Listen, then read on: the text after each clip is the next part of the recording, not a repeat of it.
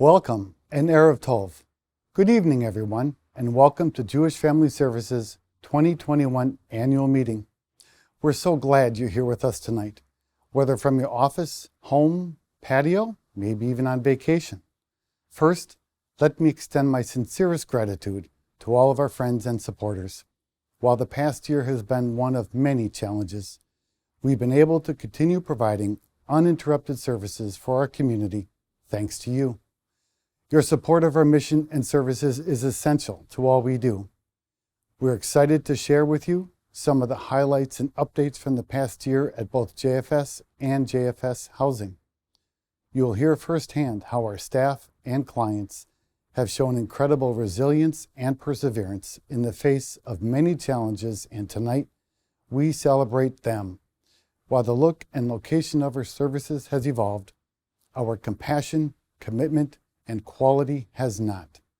In our mental health clinic and for our social services clients, we shifted to telehealth platforms to continue providing essential services and support. At JFS Housing and at other community locations, in-person programming transformed into virtual, outdoor, or socially distanced group programming.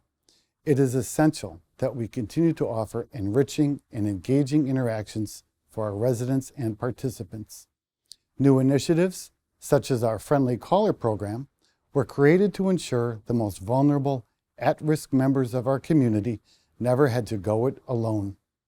Additionally, we'll hear from board and committee members who will provide an update on our board leadership for the 2021 fiscal year, our fundraising efforts, and a picture of our financial standing. In the end, we hope to leave you with an expanded understanding of our mission and how our work benefits not only our clients, but our community as a whole.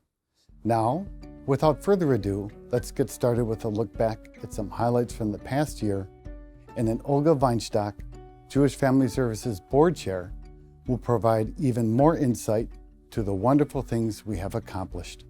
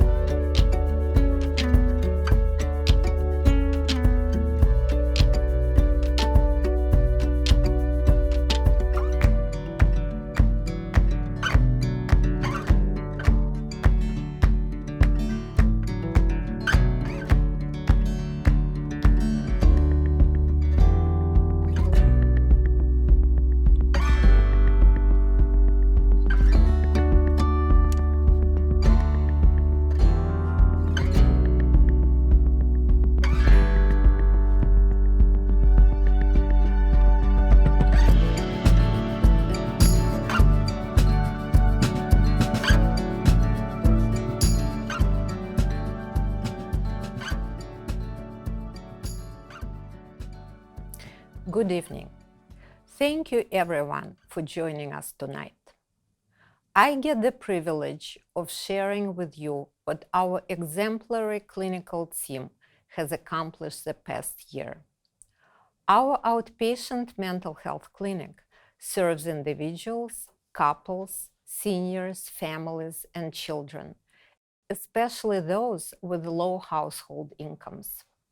Clients come to us seeking personal support and healing from mental illness, depression, anxiety, intimate partner violence, human trafficking, chronic mental illness, substance use disorders, and more. We support clients at all stages of their journey to help them move beyond their challenges and thrive. We served 614 clients last year through 9,325 counseling sessions, with 87% of clients surveyed reporting that their life was better since their counseling experience. To tell you more about the impact of our mental health services on the lives of our younger clients, here is Aaron Heffernan, Clinical Supervisor of the SchoolBased Mental Health Program. Jewish Family Services has been involved in school-based mental health for over 10 years, which is really quite remarkable. And so this particular school, Central City Cyber School, has been a partner with JFS for coming up on 10 years now.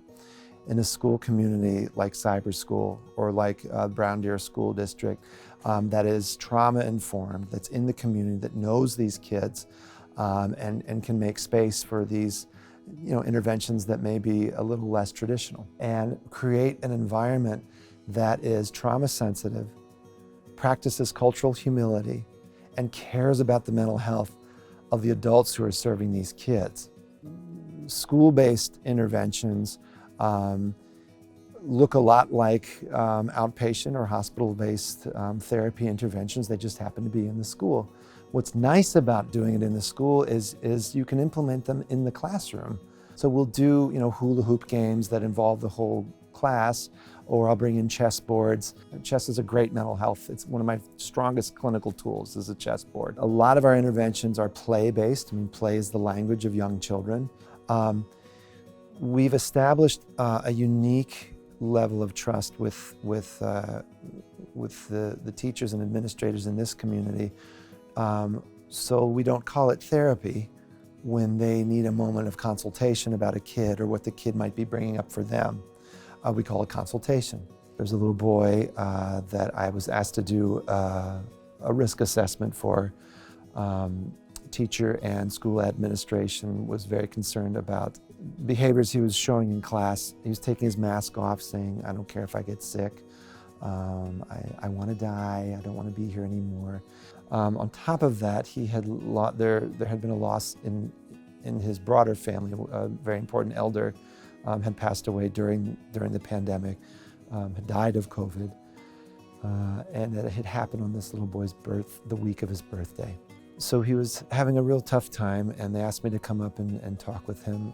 And I have a little tool that I use that for some reason young children can't resist. It's a little thing that goes on your finger to measure your heart rate. When his heart rate hit 100 beats per minute, he looked up at me and he said, "Does that mean I'm happy?" And I said, "It means your heart's happy? Yeah. So, just these tiny little things. This is what school-based mental health looks like. It's an attuned teacher who's managing a class of 27 kids, who picks up on this little boy's behavior, who doesn't have time to maybe go to him in this moment, but will turn to an administrator who knows what's going on, who's also overwhelmed and busy, but that can bring a therapist up there in the moment to do a very simple sort of little crisis intervention. And then sure enough, the teacher tells me later that day, this little boy was doing his breathing exercises. He was doing the butterfly hug I taught him, and was managing his stress on his own. Kids were under stress before COVID. Kids were dealing with community violence, domestic violence, and mental health symptoms and trauma before COVID hit. And so being removed from their school community was a real concern because this was a safe, predictable place where a lot of kids would get their only place to come and eat. This is where mental health and school-based partnerships really had a chance to shine, in my view.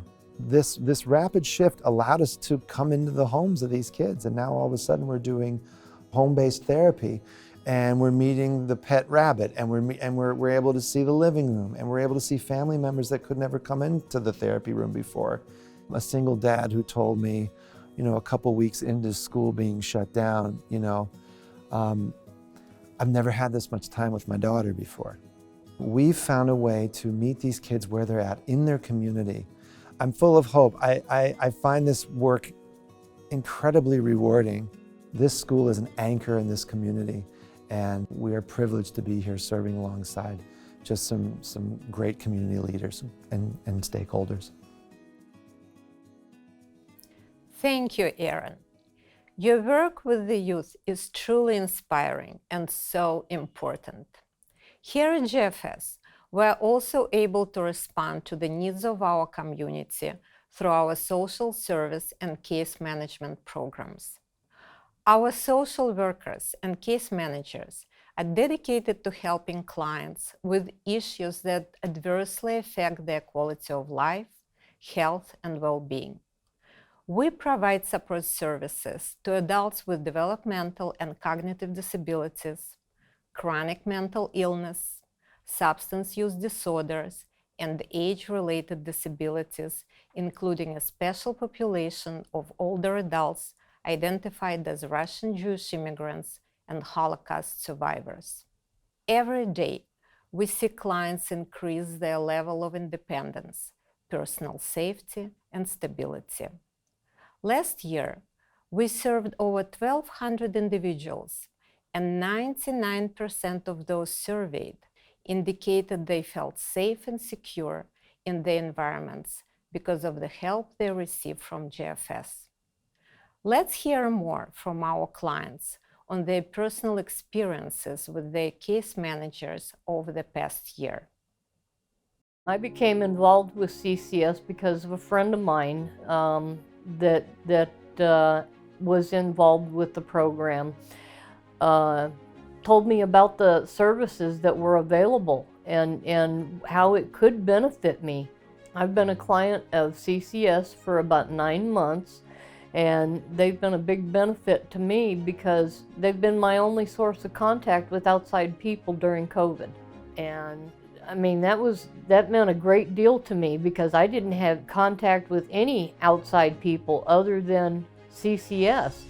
So that meant that if I was to see anybody face to face, CCS was the only ones that I had contact with. I've got quite a few services through CCS. I've got a personal trainer, I've got a nutrition coach, I've got a peer support, a housing specialist, and a therapist. My personal trainer is Kendra, and she's a wonderful young lady. She meets at the YMCA with me at 10 o'clock on Mondays, and we work on cardio and we work on weightlifting, and this keeps me very active. My nutritionalist is Melanie, and we meet once every 2 weeks, so twice a month. She comes out, she's been teaching me about different foods, the nutritional values, and what's good, what's not good, and how to relearn to eat again. My peer support was able to take me to get my driver's license. I'd been working on that for about 2 years almost, and had so many problems with it, and she finally helped me to get my driver's license. So I've now got my driver's license, which I'm going, woohoo! Good evening, everyone. My name is Noah Fitzroy, and I'm a member of the Board of Directors for Jewish Family Services. I'm a member of the board because I believe in the mission of this organization, which is to help individuals, parents, children, families through the life cycle and the issues that are just part of everyday life. The services that Jewish Family Services offer go all the way back over 100 years to the transition of Jewish families from Europe to America, and specifically to the Milwaukee area. These services have expanded to assist the broader community, specifically people of color, in dealing with issues such as physical, intellectual disabilities, as well as mental illness. We've all just experienced one of the most challenging, difficult years of our lives. We've just gone through a global pandemic, social injustice, and civil unrest. During this time, Jewish Family Services has kept its doors open and made itself available for some of the most marginalized in our community. It's for this reason I'm an extremely proud member of the Board of Directors, and I will continue to support this organization as a member of the Board of Directors as well as a member of this community. Like Noah, I'm so honored to be part of an organization that is able to meet the ever-changing needs of our community. Now, to shift to a bit of business, I would like to take this time to celebrate our new slate of officers for the 2021-22 fiscal year. Myself, Olga Weinstock, as chair. Adam Witkoff, chair-elect. Noah Fensroy, vice chair. Herb Zion, treasurer. Jill Goldstein, secretary. And Jennifer Seralski, the immediate past chair. The JFS directors are Paul Bernstein, Sharon Cantor, Rory Dunn, Susie Ettinger, Kevin Geary, Marjorie Lang, Mike Lappin, Marlene Lawasser, Jason Levin, Scott Luber, a new member in his first 3-year term, Randy Nelson, Marjorie Rucker, also a new member in her first 3-year term, and Jason Steikman. I would like to welcome our new board members and express my profound gratitude to all board members who continue their services. I would also like to take a moment to recognize Robert Habush, whose term of service has ended. Our sincere appreciation for his dedication and commitment to Jewish family services. Now, I would like to welcome Herb Zion, who will give an overview of the financial position of Jewish family services. Thank you, Olga. I will now share with you the financial picture for Jewish Family Services. And considering the year we've all had, the news is pretty good. The JFS fiscal year ends on June 30th, and for fiscal year 2021, total revenue was $6.7 million. Revenue increased $1.4 million, 25% higher than last year, with $900,000 of the increase from a payroll protection program loan that was forgiven. Of the top 4 sources of revenue, 31% came from our case management contract with My Choice Family Care, 29% from charitable contributions provided by our community partners, including the Milwaukee Jewish Federation, the United Way of Greater Milwaukee and Waukesha County, and other philanthropic sources. 15% from government-funded programs such as Comprehensive Community Services and the Victim of Crime Act Domestic Violence Support Program. 13% came from the Payroll Protection Program loan forgiveness, and the rest from clinic service fees and miscellaneous sources. Jewish Family Services is a nonprofit enterprise, so each year the agency strives for a break-even budget. JFS ended the 2021 fiscal year with a $35,000 surplus, excluding the Payroll Protection Program funds. It should come as no surprise that our largest cost was wages and benefits for our 80 employees, comprising 84% of the agency's total expenses.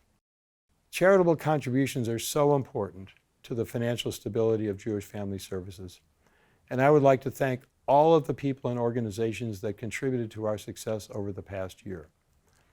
For that, I welcome Marlene Lawasser, Fund Development Committee Chair.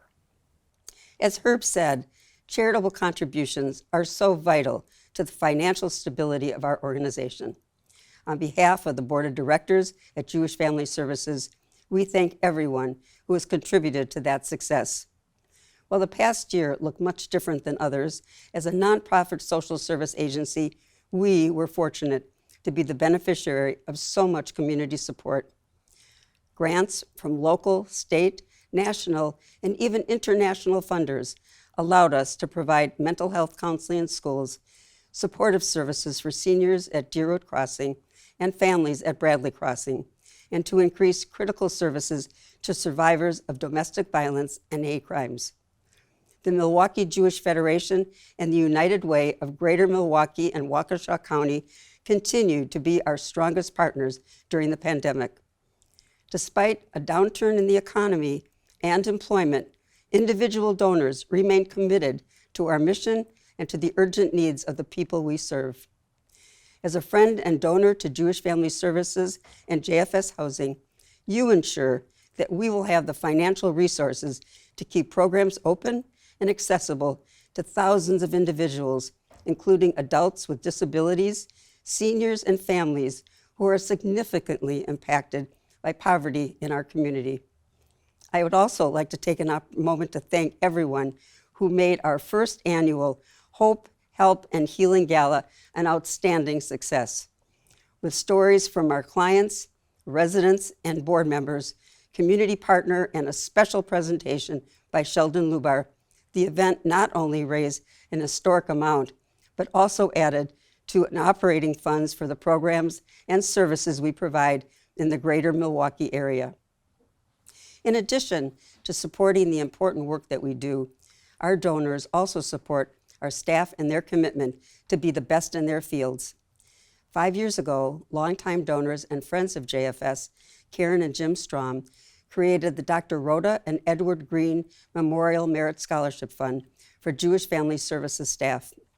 The purpose of the fund is to provide dedicated financial resources that JFS can use towards both individual and agency-wide professional development and educational opportunities.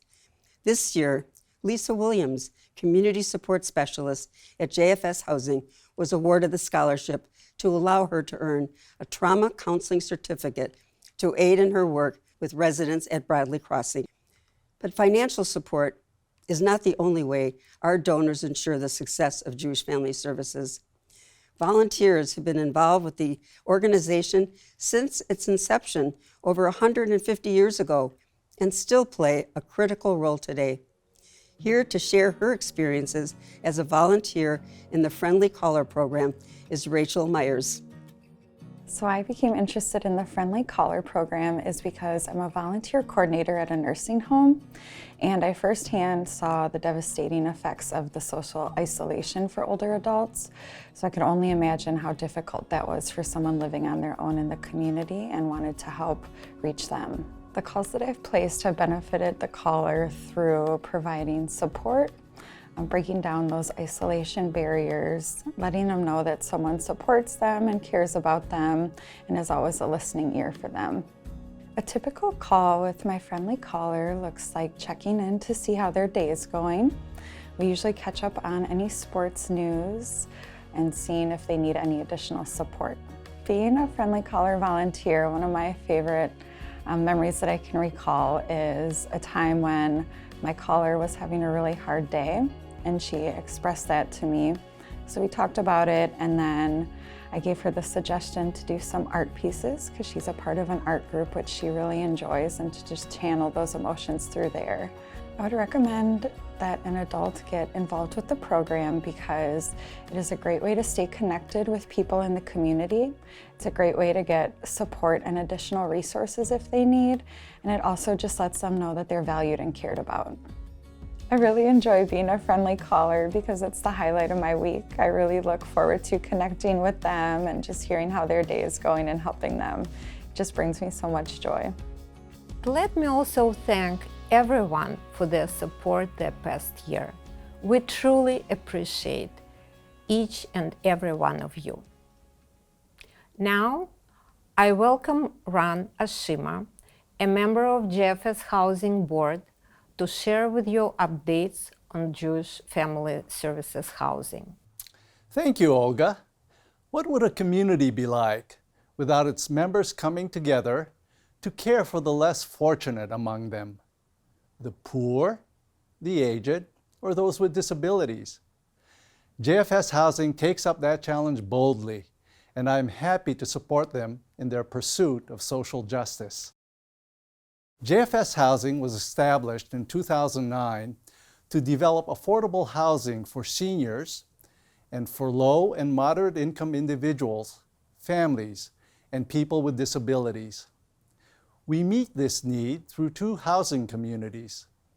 The first is Deerwood Crossing Senior Residences, home to 100 seniors and a licensed residential care apartment complex providing both independent and assisted living services so that adults age 55 and older can age in place. The second is Bradley Crossing and the Harry and Jeanette Weinberg Residences at Bradley Crossing, which is home to nearly 250 residents, including low-income families and individuals with disabilities and chronic mental health challenges. Located in the village of Brown Deer, these communities are more than a place to live, as they provide all of the amenities, activities, and connections to support an independent, meaningful, and dignified life.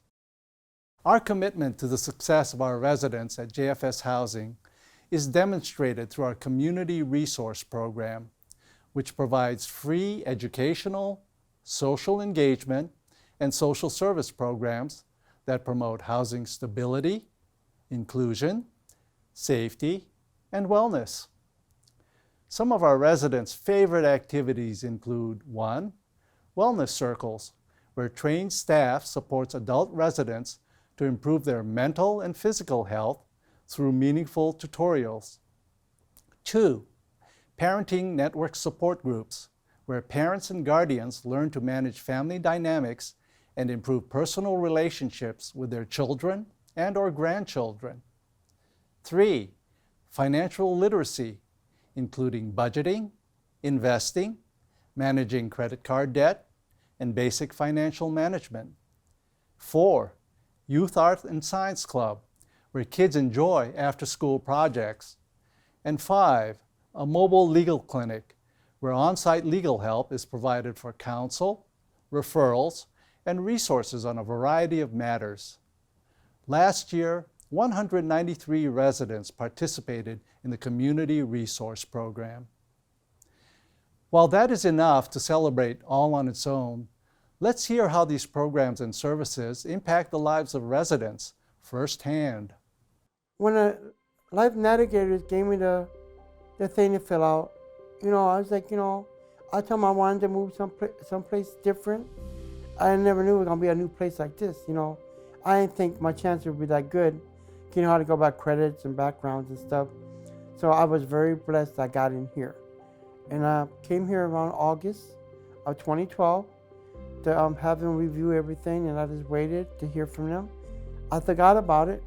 So that's why I said I thought when he gave me the lease, called me about a lease, well, I know I ain't buy myself no car, so I got a lease in the place, and I got the phone call in November, and I moved in December 1st, and to me it was like a Christmas present.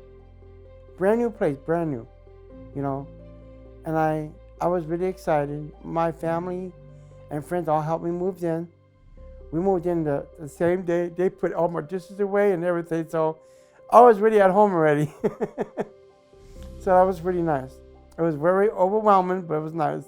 And my apartment, I think it's the only one. I think it's unique because I have all this space, and nobody's other apartment has a kitchen that's wide like that I know of, or you even have like a half of a dining room like I have in my dining room kitchen. So I don't know, I really like it. They were gonna move me to a disabled apartment, but I said, no, I like it here. So I don't want to move, so I'm here.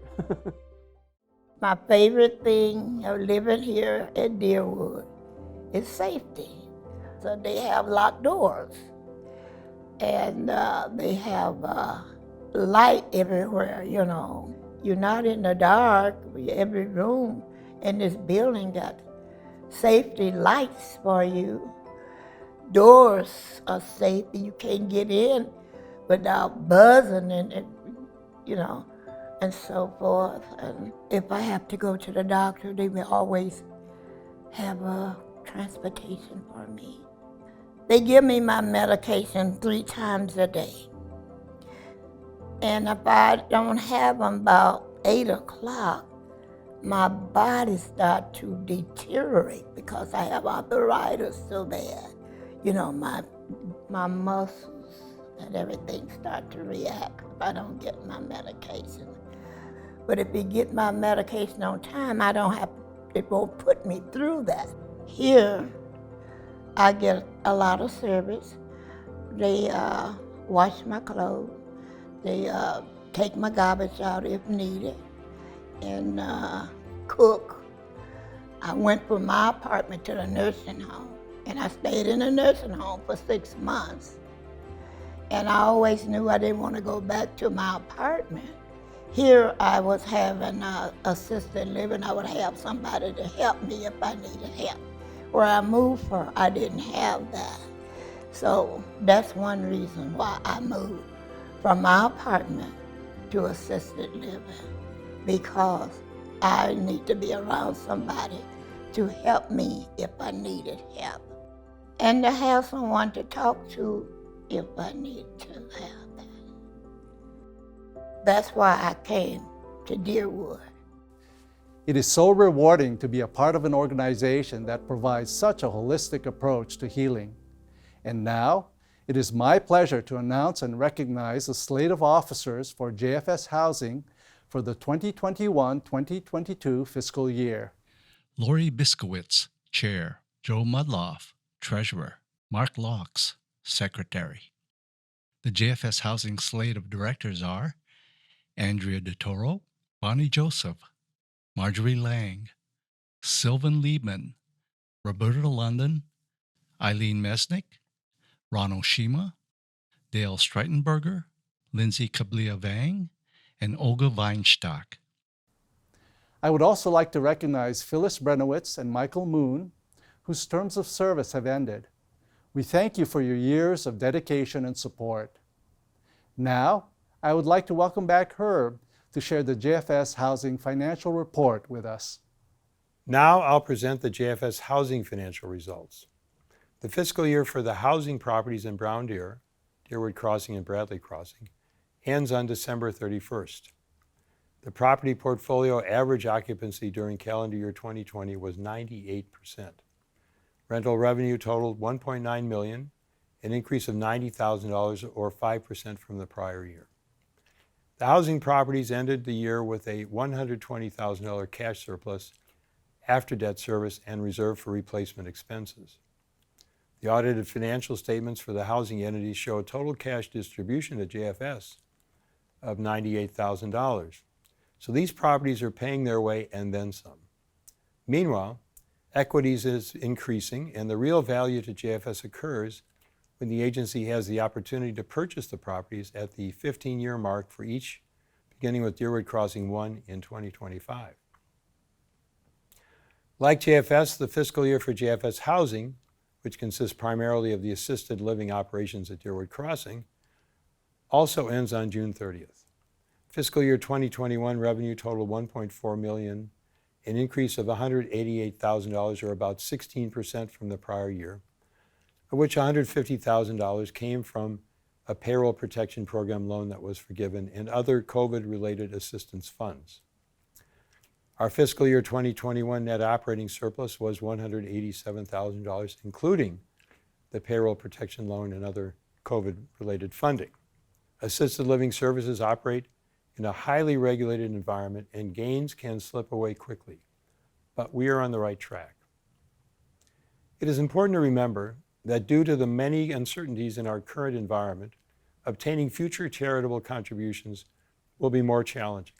Revenue payments from governmental agencies can be intermittent, and it is always necessary to invest in capital improvements for building maintenance and technology needs. Without the generous support of our donors during a pandemic, we would not have had the impact we did. Our clients and community thank you. JFS has an important mission now more than ever. We can't fulfill it without your ongoing financial support. Thank you. Thank you for the updates on the financial standings of both JFS and JFS Housing, Herb. We would not be able to fulfill our mission without the wide range of financial resources and dedicated community partners. The reach of our programs extends far beyond the walls of our buildings, but into the community as well. Joining us next are two members of our staff who, through ingenuity and resilience, have made it possible for us to continue providing essential services for our community throughout the pandemic. First, we welcome Shelby Gwendell, Community Programs Coordinator, who will share with us more details regarding programming for older adults and those with disabilities, and Jessica Laughlin, Outreach Coordinator, who will speak on how over the past year JFS has risen to meet the needs of some of the most at-risk members of our community. So I am the Community Programs Coordinator, and what I do is I oversee the social and educational programs for clients of JFS, but also out in the community. So the programs that I do are both rooted in tradition at JFS, and so the Sandy Name and Breakfast Club is one of those that has been a tradition for a long time at JFS, and those are either clients of JFS that have been with us for many, many years, or it could be brand new clients that are just coming on, but that is a club that is purely social. One thing I like about the Sandy Name and Breakfast Club is that it's a very small group of individuals, and so they have a pretty tight-knit relationship with each other. I was able to, I think, form better relationships with some of those folks faster than some of the other individuals that I maybe only see once a month. And what's nice about those programs is that through those conversations, you really get to kind of know the clients a little bit better. They were willing to share with me some of their joys that they found, during the pandemic. And one of them was, he's an artist. And so he actually went to school to be an artist. And, with everything kind of happening, art was something that he stopped doing for a while.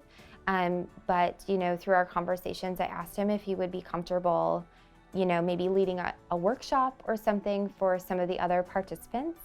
And he was all in. It was really great because he said that he would be willing to kind of share with us some skills for watercolor painting. And so we did a workshop, and it was extremely successful. We were able to kind of teach clients and myself how to do some basics for watercolor painting. And it was just a way where, clients could express their creativity through art, but also learn something new if they've never done that before. The SNBC member that was leading the workshop, it was a great opportunity for him to kind of refresh his skills and kind of study up on some things that he's been putting off for a long time. And he said that, because he was leading these workshops, which are now monthly, he was able to really get back into kind of that world, and he actually started picking up his paintings again. And so he actually just submitted one this past summer for a contest. And so it's really great to see that, the impact that, I hopefully am having on these clients, they're also having impacts on each other, because I don't know if he would have, been able to do that and have that motivation to do that if we weren't able to offer that space. So it's really just a time for them to gather, and the goal is to continue that. Once, we're not able to be outside anymore, we'll find another location, but we really needed to focus on some of those populations that they're the most at risk, but we still needed to provide them with some sort of socialization, because we know that just having some sort of interaction with other individuals is healthy. And so we really need to incorporate that into some monthly programming initiative, which is what I started this summer and hope to continue to do so for the rest of the year. The outreach program is for older adults who are 65 and older within the Milwaukee community, specifically Jewish older adults. So I'm the outreach coordinator for this specific program that we have that started back in spring. With this program, there's a group of volunteers where I assign older adults that the Milwaukee Jewish Federation identified for me, and these volunteers make calls to the older adults, ask if they have any challenges that they're facing, have a friendly conversation, etc. If the older adult is having a challenge or there's something that they need assistance with, the volunteer does say, hey, I have a program for you that might help with that. From there, then they write that down on a spreadsheet that I provide, they turn it back to me, and then I make sure that that older adult receives that service right away. It's important to remember that many individuals, even if they're not older adults within the community, are isolated and lonely as well. So it's been nice for many of the volunteers to form a cordial relationship with another individual who has the same interests and some of the same hobbies. I myself am a volunteer with the Friendly Caller program. I've been a volunteer since April of 2020. I've talked to the same gentleman twice a week for about 1.5 years now, and I absolutely love it. I couldn't imagine not talking to him throughout my week. He's a big part of my life, actually. We've formed a very cordial relationship, which is very important to me. And it's really critical to understand that not only older adults, but many individuals are isolated and lonely during this time. So it's important to form those cordial relationships with each other and connect. The goal of the Friendly Caller program is to decrease any form of anxiety, depression, social isolation that the older adult may be facing. The benefits of both the programs, the Friendly Caller program as well as the outreach program, is to combat social isolation as well as meet the needs of older adults within the community during the pandemic. As rates are unfortunately going back up with the pandemic, it's important that we continue this program moving forward. The referral process for the Friendly Caller program here at Jewish Family Services consists of self-referrals, if other healthcare facilities send referrals, or if anyone in the community is interested or if they know someone who may benefit from the program. If anyone is interested in participating in the Friendly Caller program, they can contact the Clinic Service Coordinator at Jewish Family Services. I would like to thank each and every one of you for making time to join us tonight, and particularly for your support and commitment to JFS over this last unprecedented year. We hope you leave having learned more about the vital mission-driven programs and services JFS provides. This concludes our 2021 annual meeting. If you are interested in learning more about JFS and the many ways you can get involved, please visit our website at www.jfsmilw.org. I hope you have a wonderful night and wish good health to you and your loved ones. Shalom.